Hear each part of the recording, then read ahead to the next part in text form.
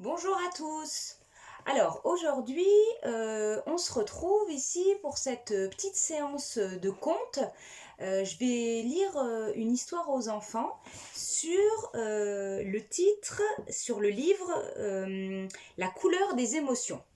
Alors, ce livre, La couleur des émotions, je vais le lire aujourd'hui aux enfants parce que c'est pas facile d'être tout le temps à la maison, de pas pouvoir voir les copains, de pas pouvoir aller à l'école. Alors, il y en a certains d'entre vous qui ont peut-être repris l'école, mais pas toute la semaine, pas tout le temps, c'est compliqué. Nous, on peut pas se voir comme on se voit habituellement. Moi, je peux pas venir vous voir chez vous comme on le fait habituellement. Et puis, du coup, il y a certains de vos parents qui ont pu me dire que c'était un peu compliqué pour certains d'entre vous, les enfants, parce que des fois vous étiez triste ou en colère, vous saviez pas trop comment exprimer vos émotions, vos sentiments. C'est difficile de se dire comment on se sent. Alors on avait déjà fait des choses ensemble par rapport à comment vous êtes, comment vous vous sentez, comment vous pouvez exprimer tout ce que vous ressentez en vous. Aujourd'hui, on va poursuivre ça avec ce livre, La couleur des émotions. Je vais vous le lire, mais sous forme d'un petit théâtre. C'est comme si vous alliez un peu au spectacle, comme si je venais vous faire un petit spectacle chez vous. Je peux pas venir chez vous, dans vos maisons pour le faire, alors du coup, moi je me filme chez moi, dans ma maison, et puis je vous l'envoie pour que vous puissiez regarder avec vos parents. À la suite de cette vidéo, il y aura sans doute un atelier qui va être proposé aux enfants et aux parents. Ça, je vous expliquerai après comment ça va se dérouler. Déjà là, vous allez vous installer confortablement, les enfants, là où vous voulez, dans votre canapé, sur votre lit, enfin, là où vous voulez, comme vous voulez, sur une couverture ou comme vous êtes le mieux. On s'installe confortablement et c'est parti pour l'histoire de la couleur des émotions. La couleur des émotions.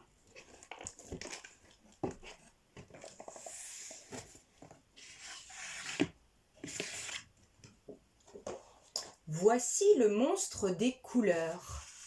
Aujourd'hui, il s'est levé du mauvais pied. Il se sent bizarre, perdu, désorienté. Dans sa tête et son cœur, tout s'embrouille et se bouscule. « Mais qu'est-ce que tu fabriques ?» lui dit son amie la petite fille. « Te voici tout barbouillé. Tu t'es encore emmêlé les pinceaux. » Bon, allez, suis-moi.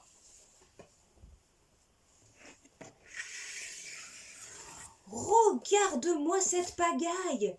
Tes émotions sont sans dessus-dessous. Ton cœur est un vrai fourre-tout. Comment veux-tu t'y retrouver ? Je vais te donner un conseil. Tes émotions, commence par les séparer, puis range-les chacune dans un flacon étiqueté. Ainsi, tu y verras plus clair. Si tu veux, je peux t'aider à les reconnaître et à y mettre de l'ordre pour que tu retrouves ton bien-être, d'accord ? Commençons par la joie. La joie est contagieuse, merveilleuse. Elle brille comme le soleil et fait vibrer le cœur comme une abeille. Quand tu es joyeux, tu as envie de rire, de sauter, de jouer, de danser. Et tu veux partager ta gaieté avec ceux que tu aimes, avec le monde entier. La tristesse nous accable. Immense comme la mer, mélancolique comme un jour de pluie, elle refroidit notre cœur et l'engourdit. Quand tu es triste, tu n'as envie de rien. Si quelqu'un te manque, tu te sens seul, abandonné. Parfois, des larmes coulent de tes yeux. La colère est dévastatrice. Elle éclate comme l'orage. Elle allume notre cœur et brûle tout sur son passage, telle une flamme destructrice. Quand tu es en colère, tu as l'impression d'exploser. Tu déverses ta rage sur les autres. Parfois, tu cries sans pouvoir t'arrêter. La peur est lâche, sournoise. Elle étouffe notre cœur comme un serpent. Elle se cache dans la nuit tel un voleur. Quand tu as peur, tu te sens tout petit, faible, incapable d'agir posément, et tu peux devenir méchant. La sérénité, elle nous berce, elle est douce comme une maman, légère comme une feuille au vent. Quand tu es apaisé, ton cœur respire lentement, la vie se déroule aisément. Tout te semble facile. Voilà les émotions qui te submergeaient ce matin. Tu vois, elles ont chacune une couleur différente.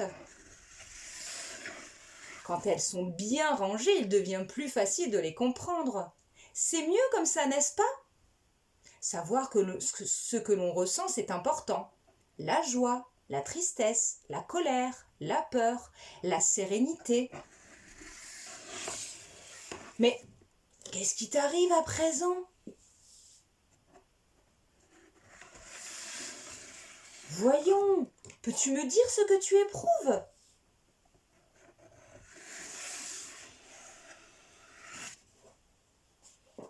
Et voilà, c'est la fin de l'histoire. Tout est bien qui finit bien. Au revoir.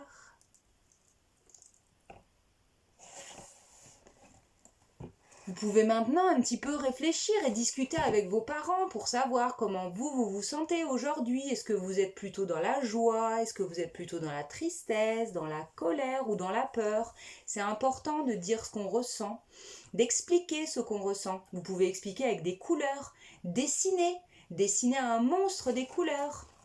Je vais vous montrer un modèle de monstre que vous pouvez dessiner. Je pourrais envoyer un modèle à vos parents aussi pour qu'ils puissent le faire avec vous. Sinon, hop, on dessine un monstre et puis chacun colorie son monstre. On se dit aujourd'hui comment on se sent, comment on se ressent. On peut le faire tous les matins si on veut pour savoir comment ça va. On va poursuivre ensuite par un atelier que je vous proposerai à distance. Pour les parents qui sont intéressés, vous pourrez aussi m'envoyer un message, un mail ou m'appeler pour me dire qui est intéressé pour participer à l'atelier que je vais vous proposer par caméra.